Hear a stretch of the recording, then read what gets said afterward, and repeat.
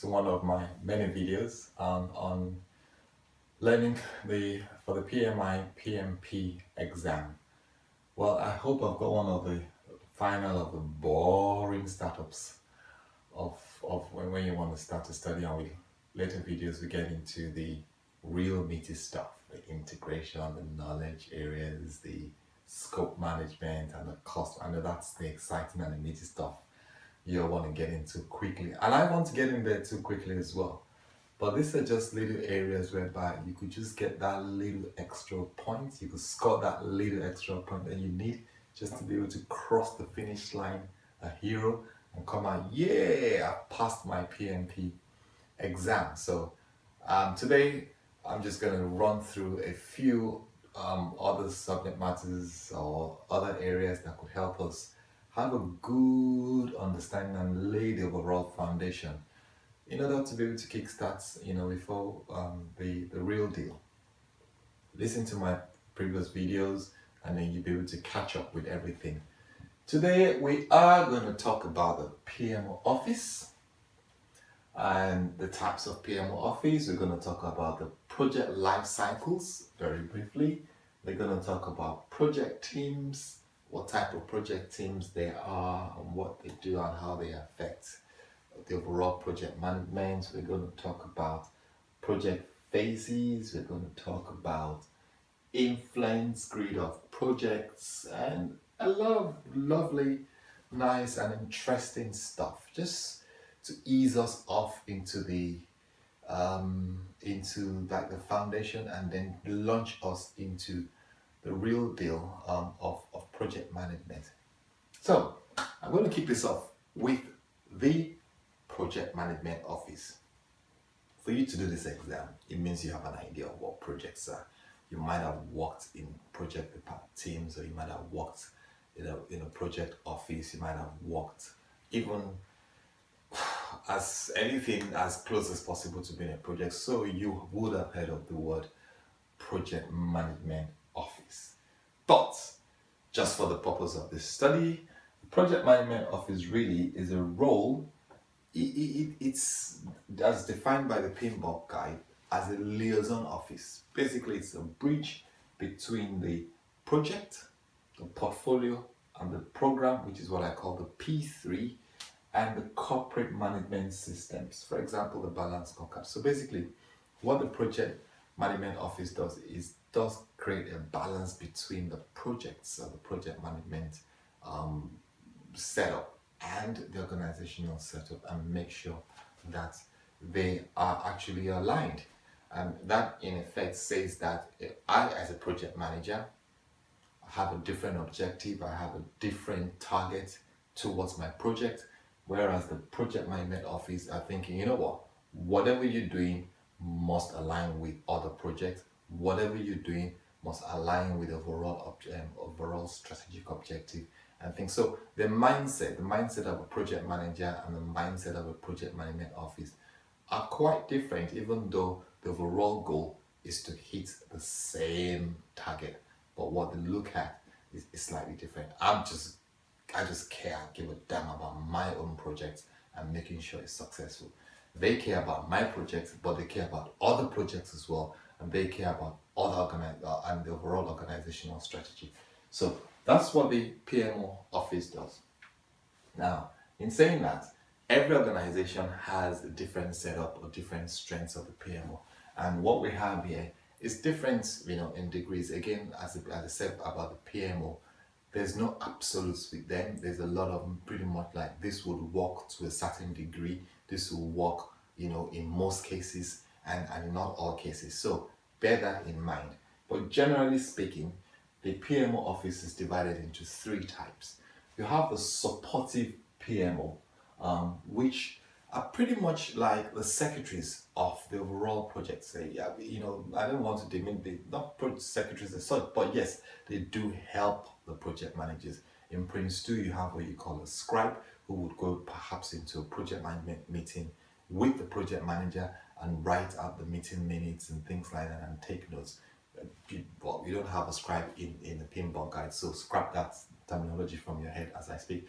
But just to give you an idea, they help a great deal in supporting the project managers. They help them with knowledge bases, they help them with templates, they help them with filing, they help them with sometimes with cost management, they help them with spreadsheets, they help them with writing up doc, they help them with a great deal and support the project managers in doing their work. And hence the word supportive project manager. In this type supportive project management office, and in this type of structure, their control over the projects is very limited because all they're doing is carrying out a support role.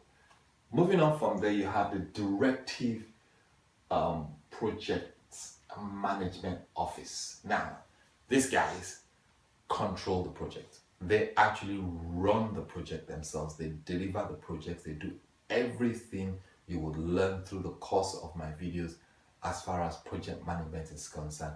They do the initiation, the planning, the execution, the closure, the procurement. Everything around the project is done by them, and therefore have a very, very high control over the project. Now, listen to this. This is where the trick will come in if you're too quick to answer questions. The next level is where you have the controlling project management office.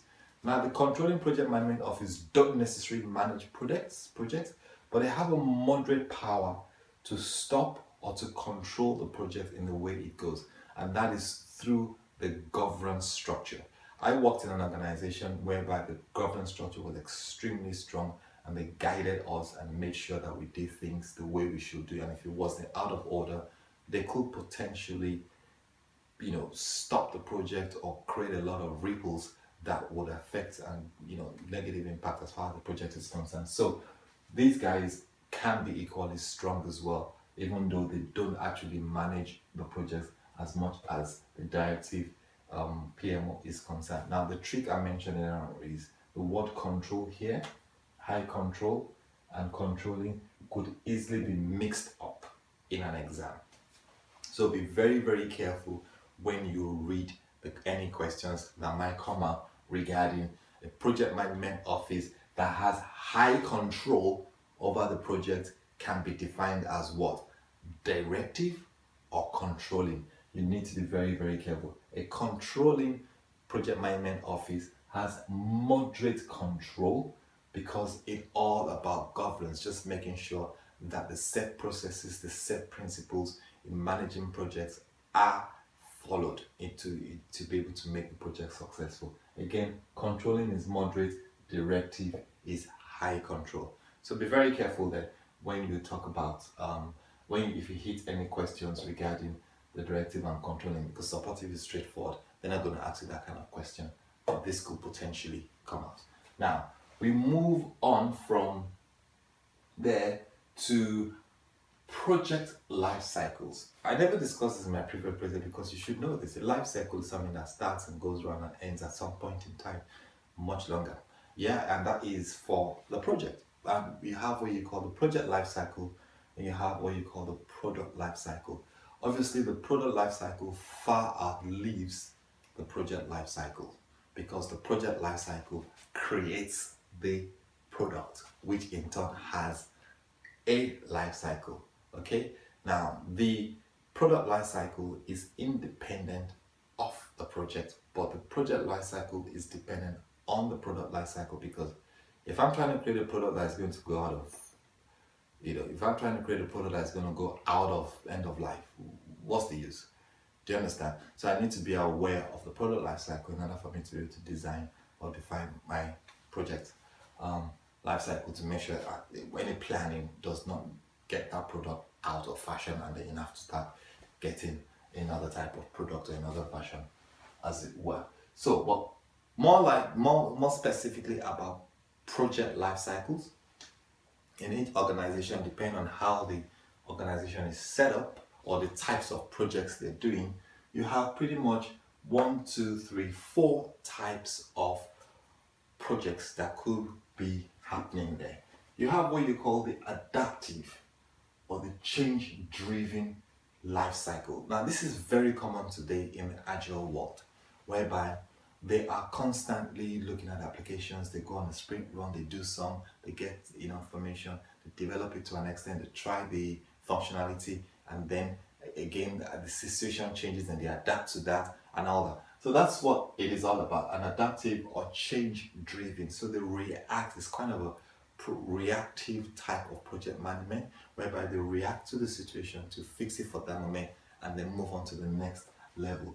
Now, this type of project lifecycle ultimately has, I believe, I'm not an agile expert, but what you call product owners or product managers. So they work very closely with the project management team.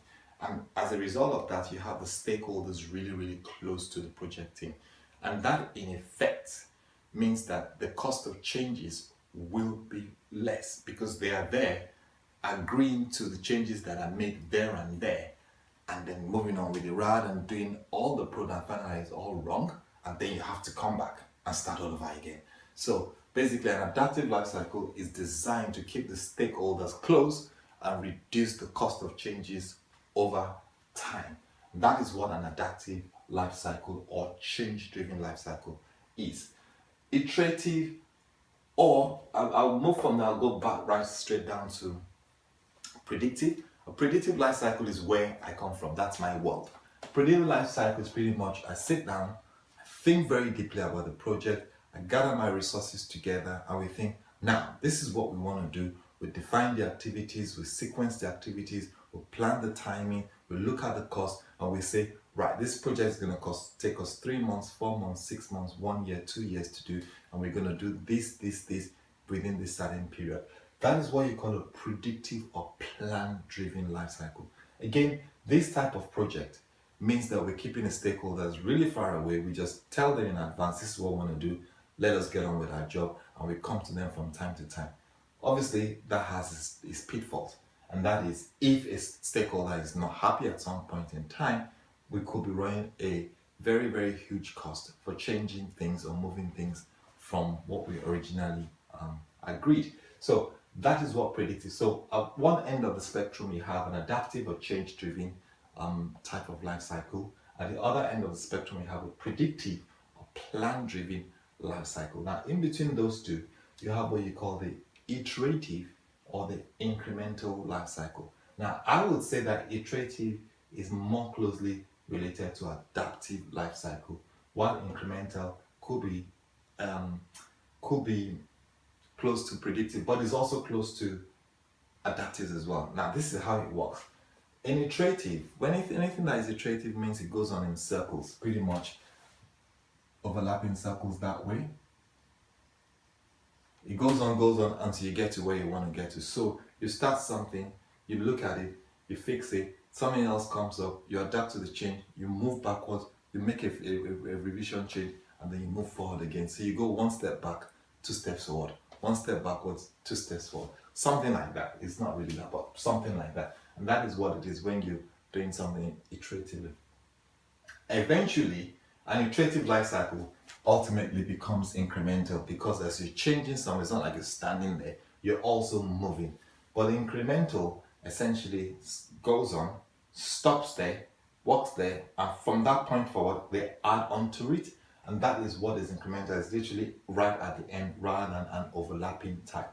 But they're very closely related and could easily fit quite easily into predictive or adaptive. But in my opinion, they're more closely related to adaptive life cycle. So that's what it is about project life cycles. They could ask you any questions around this, that the following are types of life cycles in project management, except adaptive, iterative, incremental, predictive, horizontal. They could just mention something out of the world or whatever you want to call it.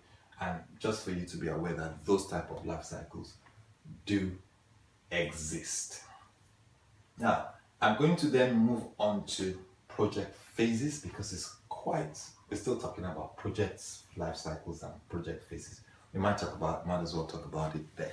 Now, project phases, as you know, is a phase. It's pretty much how you choose to divide the project into small, manageable sizes.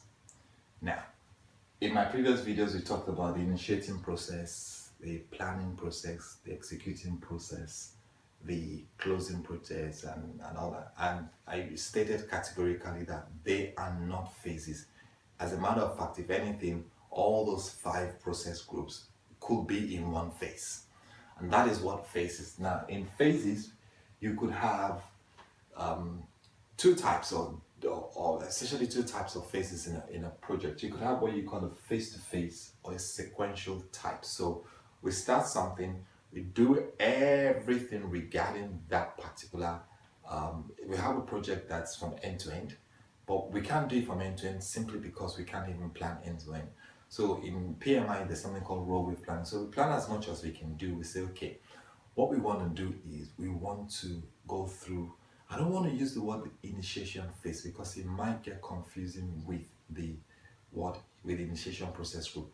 Let's say we want to talk about the design phase, right? This is the design phase. Within the design phase, we want to effectively plan, initiate, execute, monitor, and control. We want to do all these things. We want to get in touch with stakeholders. We want to get their requirements. We want to make sure that we understand what they want to do. We want to understand the business requirement. We want to create the overall document that would you'll be able to present to the stakeholders and say, yes, we're ready to go. I.e., for example, that is not the design. I'm not talking about project charter. I'm talking about the design document for the products. It could be a mobile phone design. It could be a website design. It could be anything. So you want to go through that design phase. That is your design. And as a result of that, you would have that one phase. Then sequentially, in addition to that, you complete that, you get approval, you move on to the next phase. You say, okay, we want to build a test environment for this particular design that we've done. Okay, just want to do a test environment and get the infrastructure ready to make sure that when we come to build this design, the infrastructure is ready. That is it, like for example, an infrastructure readiness or the infrastructure build phase. So it's kind of sequential to what you've done the previous phase. So the bottom line is one phase completes before the other starts. Okay, so you have what you call a start to finish, then a start to finish, which is pretty much an S to F in terms of before the phase starts. And that's how face-to-face relationship is. The other side of that is what you call an overlapping phase. An overlapping phase is useful in project management as well in some cases where you are actually trying to run a race here, you're trying to finish something very quickly, and that is, say, we cannot wait for this particular phase to finish, we've got to start the next phase straight away. And that means those 2 phases are actually overlapping.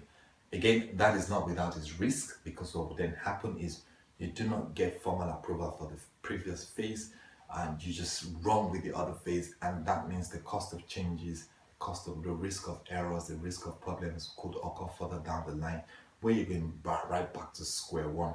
But we're not here to talk about that in detail. That is further down when we're talking about fast tracking and scheduling and how to basically make things happen quicker in projects. But yeah, that's where we are. So in phases, you have face-to-face relationship and you have overlapping relationship. I hope you got all that. Very quick summary. Project Management Office, we have 3 types: a supportive, a directive, and a controlling.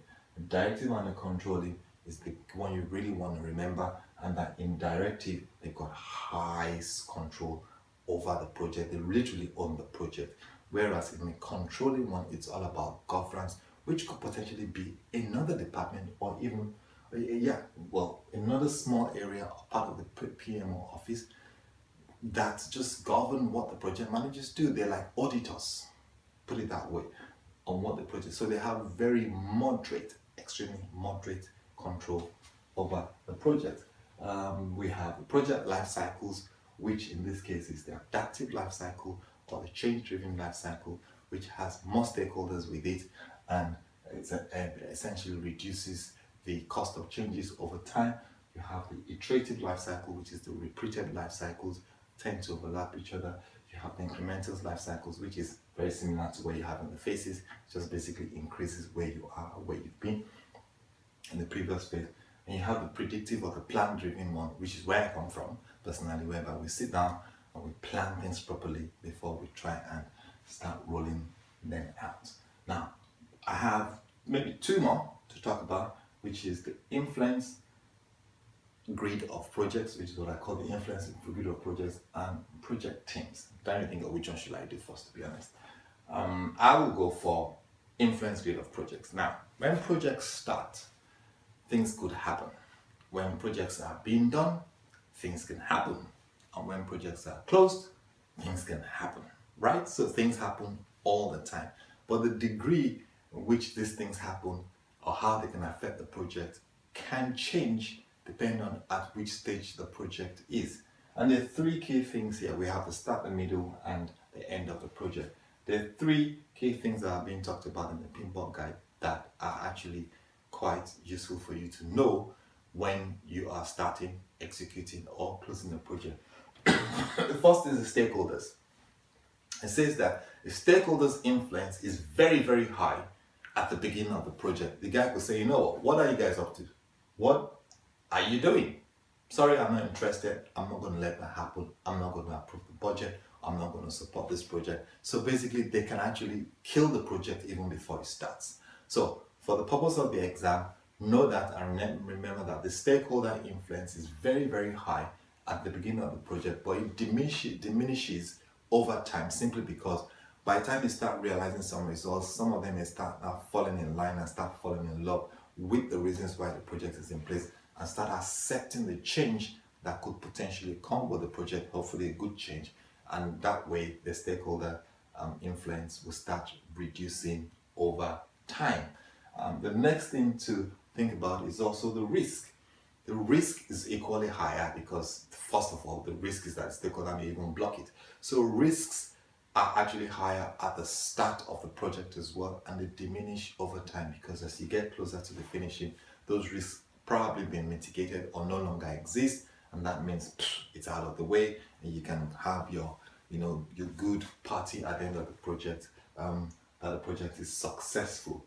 And in the middle bits, during the execution phase, you have a cost or the increase, which means cost is very low. Anything that basically increases in the middle bit means it's actually quite low at the beginning. For example, the cost or the staffing levels are quite low at the beginning of the project, but during work, it actually increases. But as the project completes, it's a no-brainer to know that the cost will significantly reduce. That's not to say that they're not exceptions, because sometimes in some projects, you have to commit a lot of resources and a lot of funding to secure funding in the first place. Do you understand? To get everything into place and all that. It's an exception. But again, like I said, the PMBOK don't have any absolutes, and these are all just guidelines. And finally, and last but not the least, is towards the end of the project, you have the cost of changes. So if, for argument's sake, you've done all that hard work and suddenly something goes wrong, or suddenly some stakeholder is not happy and asks you to change everything. So in effect, the cost of changes increases as the project progresses, right? Until the tail end, when you finally close, when you say, I'm safe. God, thank God nothing wrong nothing hideous went wrong. So, but that's how it works, unfortunately. So the cost of changes is low at the beginning, but it increases towards the tail end. The cost increases and staffing levels in the middle during execution of the project, and stakeholders and risk influences are quite high at the beginning. And that's why you have it here, whereby the risk is very high at the beginning of the project, and as you execute, it diminishes, whereas the cost of changes is very low, but it increases as the project progresses. Now, finally, I'm going to talk about project teams.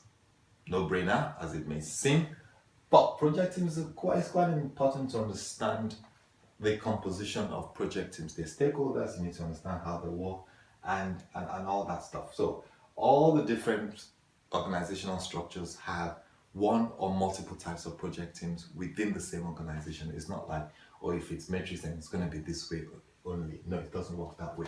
Now, from the PMBOK point of view, you have basically two types of project teams. You have a dedicated project team and you have part-time project teams. Dedicated and part-time. Dedicated like myself is I'm a dedicated project manager. I do only projects in the office. We have a full-blown office, project management office. We have a full-blown department that deals with projects. And that is where I stand. We manage and control our projects and put all our governance in place by ourselves. And that is very common in what you find in projectized environment and strong matrices where the project manager has a certain level of control over resources. On the other spectrum is the part-time, which is very common in functional organizations or weak matrix organizations, in which case the project manager doesn't have a lot of power over the resources or even the budget. In functional organizations, so as you know, the department may have their own project manager who reports directly to the operations manager or to the service delivery manager. They do their own little mini project within the department and close it off, and hence it's a part-time role. Maybe because the guy is the technical lead, he manages the project, or I won't call it the project, the activities that would deliver that service or result or product for that department only, for that functional department. Hence, in such cases, you have what you call a part-time project team. And that's it. Hopefully, I hope you've enjoyed my first 5 videos, which are pretty much just an introduction into the PMI's world of project management. I've talked about the interpersonal skills of the project manager, which is very important. I've talked about the organizational culture and how that affects the project manager's work. I've talked about the setup of organizations. I've talked about the project management office, the project teams. I've talked about the types of project cycles that you have. I've talked about a lot of many things in my first 5 videos. Each of them is an average of 30 minutes long, and I hope you can enjoy it. I have personally enjoyed watching those, basically just getting on my bed, going onto YouTube and looking for Learn with Kenny, Learn PMI with Kenny. And that makes it a lot easier. Sometimes I doze off, to be honest, but it makes me sleep in hearing myself, and I enjoy it, and I remember things, and now I feel a lot more comfortable when I'm going through questions. It's pretty much just springs up.